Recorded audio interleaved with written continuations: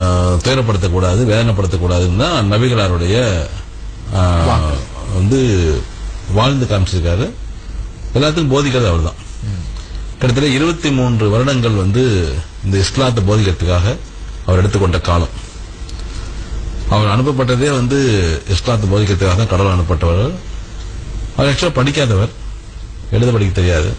ஆனால் அவர் தான் வந்து அது எழுதியிருக்காரு அப்படின்னா நம்ப முடியாது. ஏன்னா அவ்வளவு வந்து கடந்த கால வாழ்க்கை, நிகழ்கால வாழ்க்கை, எதிர்கால வாழ்க்கை எல்லா காலங்களுக்கும் ஏற்ற மனித குலத்துக்கு இன்னும் வந்து 50,000 வருஷம் இல்ல 50 லட்சம் வருஷம் வந்தாலும் அன்னைக்கு இருக்கிற மக்களுக்கும் பொருந்தக்கூடிய வகையில கொடுக்கப்பட்டது. அல்லாஹ் கூட நேரடியான வார்த்தை இது. அப்ப என்னன்னா இந்த எப்படி உயிரை வந்து கொல்லக்கூடாதுன்னு சொல்றாங்க. ஆனா இஸ்லாத்துல வந்து பாத்தீங்கன்னா எல்லாமே வந்து சாப்பிடறமே, ஹலால் சாப்பிடலாம்னு சொல்றாமே, அப்ப இது பாவம் இல்லையா அப்படிங்கிற ஒரு கேள்வி இருக்கு. இந்த உலகத்துல படைக்கப்பட்ட எல்லா விதமான உயிரினங்களும் மனிதனுக்கு தான். மனிதன் தான் கடைசி படைப்பு. 84 லட்சம் வகையான ஜீவராசிகளை அல்லாஹ் படைக்கிறாரு. அல்லாஹ் படைச்சிட்டு கடைசி படைப்பாக தான் மனித படைக்கிறாரு. அதுலயும் கடைசி படைப்பு பெண் படைப்பு தான். ஃபர்ஸ்ட் ஆண், அப்புறம் கடைசி பெண். அப்போ இந்த உலகத்துல இருக்கக்கூடிய செடிகள், கொடிகள், மலைகள், தாவரங்கள், கிணறுகள், அதாவது எல்லா உயிரினங்களும் எதெல்லாம் இருக்கோ இது எல்லாமே மனிதனுக்காக மட்டும்தான். மனிதன் தான் உச்சக்கட்ட படைப்பு. இறைவனது உச்சக்கட்ட படைப்பு மனித படைப்பு. இறைவனுக்குள் இருக்கும் எல்லா விதமான சக்திகளும் ஒருங்கிணைத்து படைக்கப்பட்ட படைப்பு தான் மனித படைப்பு. அப்ப எல்லாமே மனுஷனுக்காக மட்டும்தான். அப்போ ஒரு உயிரை தேவையில்லாம கொல்லக்கூடாது, தேவையில்லாம துன்புறுத்தக்கூடாது. ஆனால் உணவுக்காக அதை நாம கொள்ளலாம், உணவுக்காக கொள்ளலாம், அதை நாம கொள்ளலாம். அப்ப இந்த உணவுக்காக கொள்ளலாம் அப்படிங்கும்போது 5 விதமாக சொல்லப்படுகிறது. ஒன்று வந்து பன்றியை சாப்பிடக்கூடாதுன்னு சொல்லப்படுகிறது, பன்றிக்கறி. மற்றொன்று தானாக இறந்து போனதை சாப்பிடக்கூடாது. அதே மாதிரி வந்து மிருகங்களை கொன்று சாப்பிடக்கூடிய மிருகங்கள். இப்போ வந்து மானை வந்து சிங்கம் கொள்ளுது இல்லையா, அந்த சிங்க கறியை நம்ம சாப்பிடக்கூடாது, சிங்கத்தை நம்ம சாப்பிடக்கூடாது, அது சாப்பிடக்கூடாது. அல்லாஹ்வுடைய பெயரை சொல்லி அறுக்கப்படாததை சாப்பிடக்கூடாது. ரத்தம் இருக்கு இல்லையா, ரத்தம் இருக்கு இல்லையா, இருக்கு, அதை சாப்பிடக்கூடாது. ஆட்டு ரத்தம் இருக்கு இல்லையா, நம்ம சாப்பிடணும் இல்லையா, அதெல்லாம் சாப்பிடக்கூடாது. ஸோ இந்த மாதிரி வந்து எதாவது சாப்பிடக்கூடாது அப்படிங்கிறதையும் சொல்லப்பட்டிருக்கிறது. அப்போ இதை வந்து நம்ம கழுத்தை அறுக்கும் பொழுது வலிக்குமா வலிக்காதா?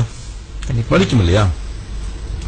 ஆனா ஹலால் என்பது என்ன பாத்தீங்கன்னா, இப்போ வலி வந்து மூளைக்கு தெரியும்னா உணவு குழாயும் மூச்சு குழாயும் சேர்த்து ஒரே நேரத்தில் இப்படிங்கிற செகண்ட்ல டக்குன்னு கட் பண்ணிடுவாங்க.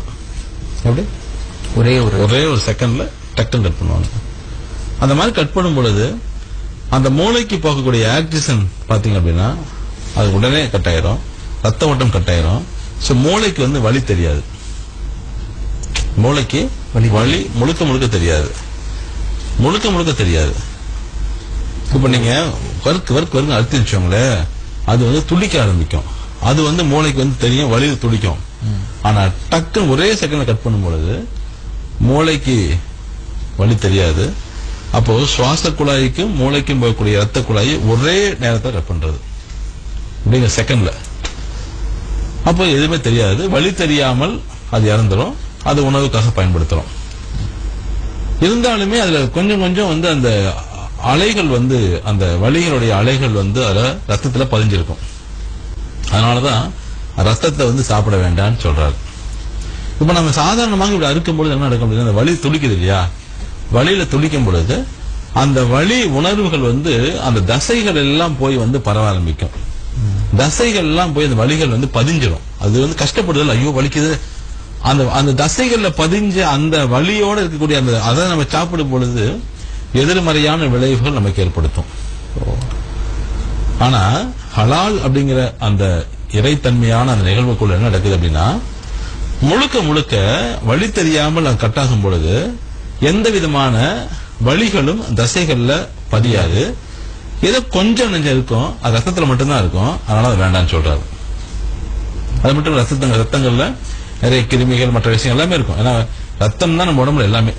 கிருமிகளை கொண்டு போறதும் சரி, கழிவுகளை கொண்டு போறதும் எல்லாமே கொண்டு போய் கெட்ட ரத்தம் போய் நல்ல ரத்தம் மாறுது இல்லையா, எல்லாமே. அதனாலதான் பிளட் வேண்டாம்னு சொல்லிட்டு சொல்லப்படுகிறது. இத அறிவியலுக்கு உட்படுத்துறாங்க. அது எப்படி இந்த மாதிரி பண்ணும்போது வலி ஏற்படாது அப்படின்னு சொல்லிட்டு மேலை நாடுகள்ல அதை ஒரு ஆராய்ச்சி பண்றாங்க. அந்த மாதிரி பண்ணும் பொழுது ஒரு செடியை வெட்டுறாங்க, ஒரு ஆட்டை வெட்டுறாங்க. இந்த செடியில பதிவாகக்கூடிய அந்த அலைகள் இருக்கு இல்லையா, அது ஆட்டை வெட்டுறதை காட்டிலுமே 3 மடங்கு அதிகமா இருக்காம். அதிகமா இருக்கு. இது அறிவியல். இதெல்லாம் நீங்க பார்க்கும் பொழுது உணவுக்காக நாம் அதை சாப்பிடலாம், அதுதான் சொல்லப்படுகிறது. அதனாலதான் ஹலால் ஹலால் நம்ம சொல்றோம்.